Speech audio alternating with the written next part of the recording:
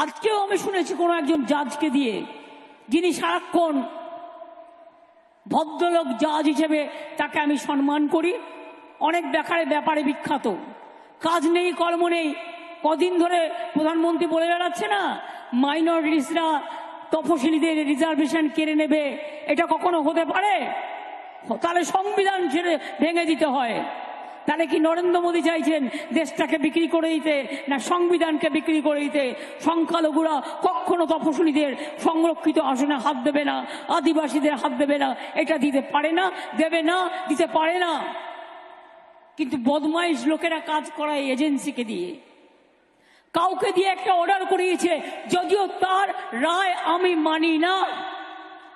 যেমন 26,000 টিচারকে যখন বাতিল করেছিল বিজেপি, আমি বলেছিলাম ওদের রায় আমরা মানি না। তেমনি বলছি আজকে, যে রায় দিয়েছেন যেই দিয়ে থাকুন, নাম বলবো না, জাজমেন্ট নিয়ে বলা যায় বিজেপির রায় এটা আমরা মানব না। ওবিসি রিজার্ভেশন চলছে, চলবে। If you like this video, then like, share and subscribe to ET Now.